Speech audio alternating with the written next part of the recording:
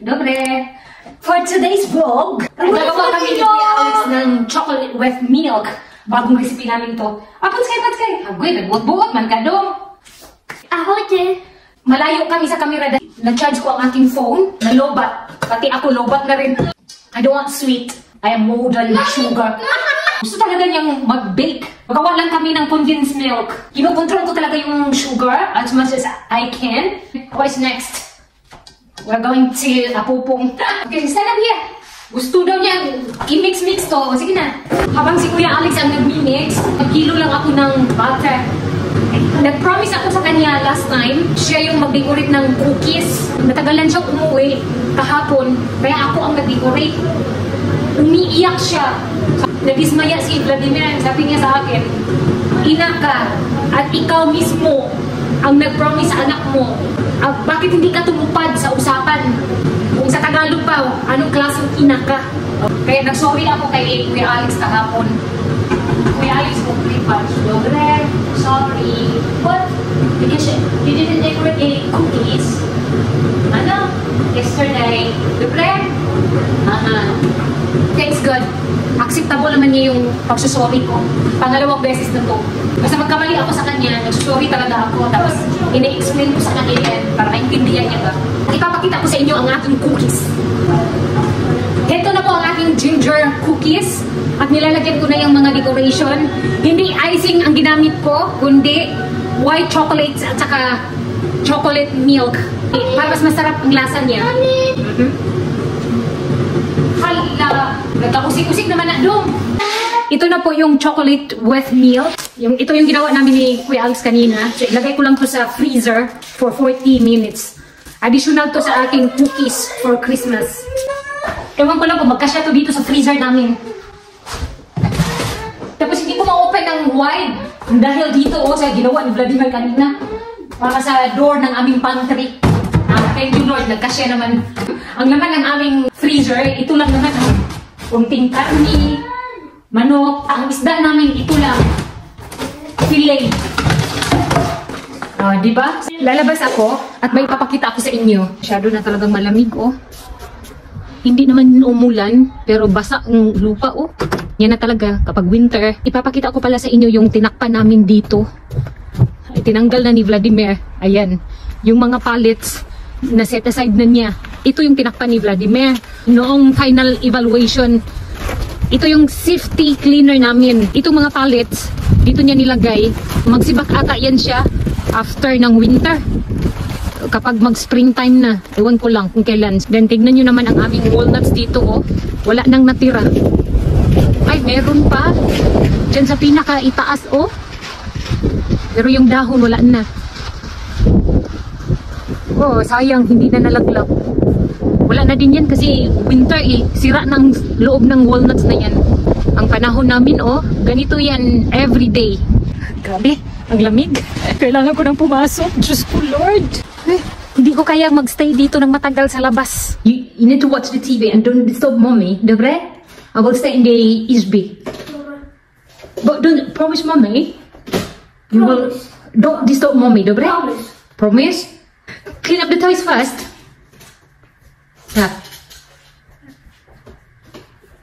Kailangan niya manood ng TV. Hindi ko pwede sabihin sa kanya na magbalot ako ng pagregalo nila. Hindi pwede makita ni Alex. Sasabihin niya kay Vladimir, instead na may pasurpresa ako, maudlot na lang. Tinago ko dito ang pangregalo. Baka makita nila ba kung nasa araw na ito. Next week, bakasyon na ni Vladimir, so wala na siyang pasok. So ito na yung pagkakataon ko na ibalot. Balutin mo ako sa hiwaga ng iyong pagmamahal. Unahin ko sa pagbalot yung kay Philip. Simple lang na ako mabalot ng gift. Kailangan ko magmadali, baka magising si Philip ba, makita niya ito. Chismuso pa naman yung mga anak ko. Wala itong plastic at damit lang to. Gift wrap. Kumuha ako ng idea kung paano mag-wrap sa YouTube universe ba.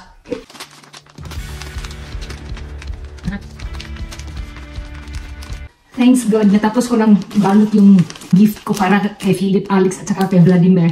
Ito yung kay Kuya Alex. My style ang aking gift wrap. Ito naman ang kay Philip. May mga design yan. At ito ang kay Vladimir. Dalawa ang kay Vladimir. Ayan. Hindi siya boring tingnan. Ilagay ko to sa under the Christmas tree. Pero hindi ngayon. Pagdating ng panahon. Pagdating ng panahon. Wala pang Christmas. Mga Mars, may hindi ako inaasahan sa araw na ito. Bigla siyang nagsabi sa akin na pupunta daw siya dito. So habang nag-aantay ako sa kanya, itong ginawa namin ni Alex, lagyan ko lang siya ng white chocolate dito para may makain siya mamaya pa. Lulutuin ko lang tong pork. Lagyan lang ng onion. Hindi ko na siya igisa dahil marami itong fat. Ang kumakain nito ayaw kong magiging fat na katulad ko. Chares. Nag-care ako sa health nila ba? Baka ma-high blood sila na dahil sa akin. Mahirap na. Kasalanan ko pa. Ganito lang ako magluto. Lalo na kapag marinated yung mga karni. E kung magtataka kayo kung bakit nilalagay ko sa ice cream container, ang sagot is, wala kaming container. Reality. Bisaya naman kasi may cover siya ba? Kaya hindi ko tinatapon yan. Diba? Magagamit din yan. Kasi lagay ko lang tong sauce. Yan. Tapos pakuluan ko lang to ng isang oras mahigit. Then ito yung magiging ulam ni iisang bisita ko sa araw na ito. At saka syempre, sa beloved husband. Yung luto ko pala, everyday, parang ganito na lang. Masarap naman ang lasa. Then lagyan lang ng maraming paminta. Kunti na lang pala yung paminta ko. Oh. Sana bigyan ako ng chance ni Dakdak para makakuha ako ulit ng fresh dahon paminta ba. Mabango pa naman ito. Magluluto din ako ng rice para sa kanya. Kanisa magluto ako ng potato. Ang kakainin ko, gulay na last week pa. Niluto ko hanggang ngayon yung kinakain ko. Sanay na sanay ako. Hindi ko na hinahanap si rice. Bread is life na bayat ko. Noon pa hanggang ngayon. Ay sinabi niya sa akin, huwag na daw ako maghanda. Hindi talaga ako maghahanda. Ihanda ko, wala naman. Basta kung ano lang available dito, yun lang ibibigay ko sa kanya. Hindi naman yan siya maarte. Nakita nyo na yan sa mga previous ko na vlog ba. Magkulab kaming dalawa. Takpan ko lang yung niluto ko. Yung kaldero pala namin, wala akong balak na palitan ito. Totoo lang. Alaga ko to eh. Hindi naman siguro mag-cause ito ng sakit, no? Wala naman siguro namatay dyan sa kaldero na ganyan eh. Nabuhay nga kami dati na ang kaldero namin puro na lang lubot. Nagpakatotoo lang naman ako sa inyo. Alam nga naman sasabihin ko sa inyo na maganda yung buhay namin dito. Eh, kung tutuusin, wala naman talaga. Simple lang naman. Ang importante, may decoration. Mumurahin lang din naman kasi yan eh. Made in China ba? Kaya mapamura ka. Ipapakita ko sa inyo ang aking recipe. Ganyan lang kasimple. Ang ending pala eh, tinamad.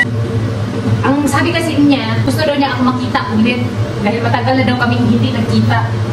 Sa bagay, nung pumunta siya dito, July yun. Ano na tayo ngayon? December. Mga ilang months lang din naman. Hindi kami masyadong nakikita niyan dahil medyo malayo din siya. 2 hours daw by bus. Nasa city siya, kami nandito lang kami sa countryside. Kadali lang naman puntahan dito sa amin dahil 2 minutes lang, bus stop naman. Sinabi niya sa akin, mag-bus lang daw siya. Ayaw niya magpasundo. Ito na po yung niluto kong pork. Nasaan ka pa? Oh, naka-prepare na yan ang table. Nasaan ka na, Ging Obar? Nandito na yung food for lunch. Rice na ang kulang dito. Saka yung bisita ko. Pasensya na kayo kasi galing siya sa Philippines. Kaya i-prepare ko lang ito. Pagdating niya, malamig na. Mas malamig pa to sa nguso ng pusa ba? Tinadya ko itong i-prepare para pagdating niya, kain ka agad. Ayan, ganyan lang naman. Sila lang naman ang kakain yan. Si Vladimir at saka si Ging Obar. I-prepare ko lang yung pagkain ko. Potato ko, medyo sunog. Sunduin ko na lang siya. Ah, ayun pala. Nandito na pala siya. Nakarating na sa wakas. Sunduin ko lang kasi magdami niyang dala. From Philippines. Ayun no, ang gwapa kong nag-iisang kaibigan from Bratislava.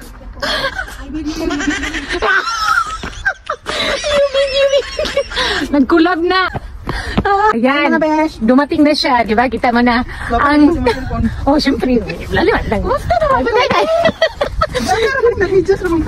Di, syempre, kindura man. Ha? Sige lang, God. Pero mo, mukha mo hindi mo gusto na. Ang kiti. Kaya naman. Di na, siya din nagulat siya sa imo. Kaya mga una daw. Uy, nabuwag. Oh, ayun yung maniwala, di ba? Pinakita ko sa inyo, nakaprepare na ang lunch. Kapalo mo, at ko na siya kumikuha kaya wala ba ko iklaro. Kalit ako yung ato ko sinsa ko. Ay, mas better gani, walang plano, di ba? Kapag mag-plan na magkita, hindi matutuloy yan. Limon, puna ba yun limon. Oo, citron, no? Tequila na lang kulang. Oh. Oh, may tequila. Ay, wala ba yung tequila? Okay, welcome to... Hi! Tak, dobre. Tapos na kaming kumain. Ano? Uy, tubig yan. Uy, nasarapan dyan sa ginawa ko. Nakikitaw? Asa man tong plastic? Tubig tayo. Ay, oo mo. Lami siya may... Masarap pala pag may chocolate. Kining sa gilid. Ano sa man siya? Uy, lagi na kinig mo mundo. Kuhan na ka ng papader lang. Okay, bye. Yung tagaw, magkuhan-kuhan. Uy, kailangan ko mag-bake. Hindi, sa kuhan man eh. Gi-prepare na ko para sa Christmas. Maghimok daghan ani kay ako ugangan. Dahil hindi lagi po ani. Ganang sa sweets? Grabe yun. Uy, lami. Kakta ninyo. Masarap. I got Try you. mo. Napalit ako kanina. Uy, tambok lagi ko sa mga kamay. Oo. Makataba ako kanina. Pero ba pala kita? Siya yung pinakaunang Pilipina na kilala ko dito sa Slovakia. Ay, nga. Siya. Una naman kayo. Sige ko ba? Ako dahil ba na usang biyanan. Mag-friend pa lang. Makasama din sa wag na.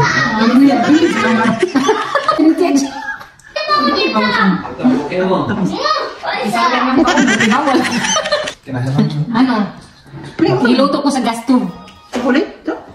Ang bawal lang. Ito ba ito? Ay, ako ka ng tubiron. Chocolate. Minit. Ha? Baka powder. Kanang milk. Ang tawag daw dito, chocolate with milk. What? YouTube boy? Di ba pwedeng ito chocolate? Pwede ba? Pinapakain ko siya ng marami. Kasi maya-maya daw, uwi na daw siya. Sabi ko sa kanya, bahala ka. Then sabi niya, mangutot na siya. Sa loob ng bus. Mag-igit ang kinalapan ng manita. Kasi kung saan na lang perkain sa akin mga rin. So, may papaya. Tapos sabi ko sa kanya, magmani kami. May mani ako dito. Hindi yung mani ko, ha? Pinakain sa aking tanghalian, salad, rice, tapos yung lamian niya na baboy. Lamian daw na baboy. Yung sulit na gawa niya, tapos ito naman, tapos mani, tapos ito. Ah. Ang gabit niya, igit ang labas. Painumin ko pa siya ng coffee. Oo. Ah. Yan. Igit ang labas. Hala, nakalimot na akong bana sa iyang tea. Wala na dyan. Buang. Nauna, isang tea. You want coffee? Which coffee? Can I have cappuccino extra large? Ah? Hindi kumain. Sige. Inspire o ka ng... Grabe ang gamay yun, natasa. Ako siyang tingnan na daw.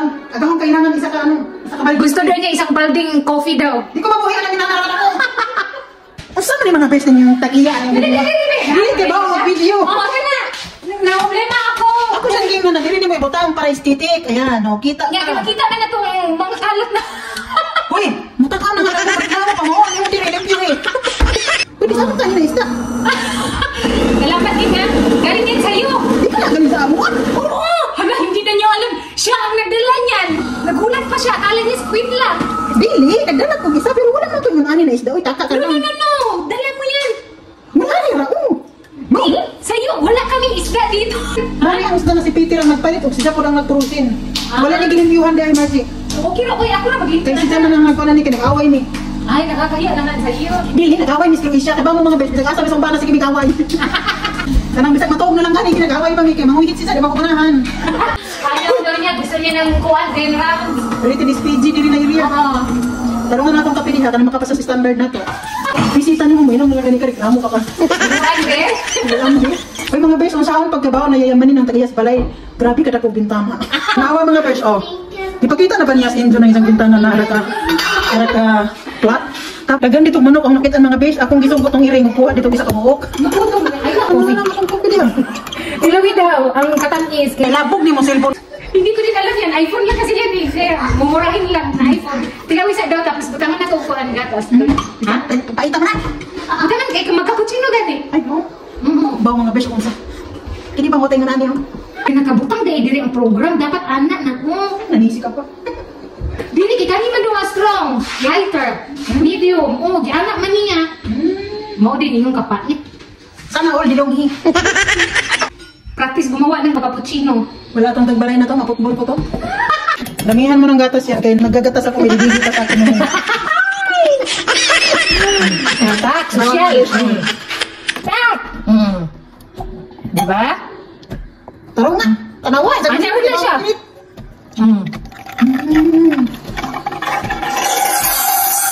Diba? Ay, sabi na. Oo, magbuhabang sa nanya. Dagdagan mo yung sugar. Dagdagan ba yung gatas? Kapay mo ka? Mukuhan ko, pero i-light lang na ako. So, kapay na ka magkawag itlog sa adlaw.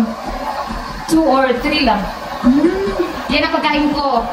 Uy, abilin nyo mga bes, kumakain siya ng itlog buong maghapon, sa gabi kumakain ng itlog. Oo, yung fresh egg din sa gabi. Mga bes, pag nagpapaniwala guys, mga sinasabi namin, mahala kayo buhay nyo. Cappuccino. Ay, cappuccino.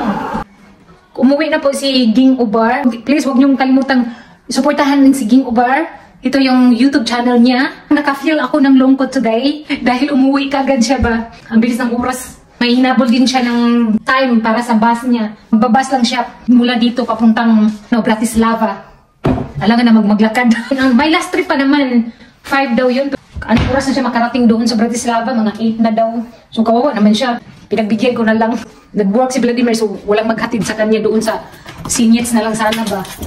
Pasensya ka naging Uber ha. Mahirap lang akits. Wala akong eroplano para ihatid ka sa Bratislava. Chares! Niluto ko na pala yung binigay ni Ging Ubar sa akin. Yung fish at saka squid.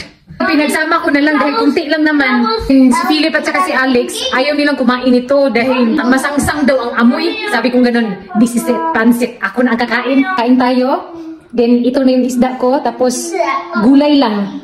Magkamay lang ako dahil isda to. Mala Pilipinas lang ba? Kain! Lumayo ako kay Philip at saka Alex. Ayaw nila ng amoy. Naamoy ko na ang General Santos City. Nalasahan ko ang tuna. Maraming salamat sa iyo, Ging Ubar. Nang dahil sa iyo, nakakain ako ng tuna. Mag-study pa kami ni Kuya Alex. Nagsulat na siya ng kanyang assignment. God bless! See you next time! Bye! Bye!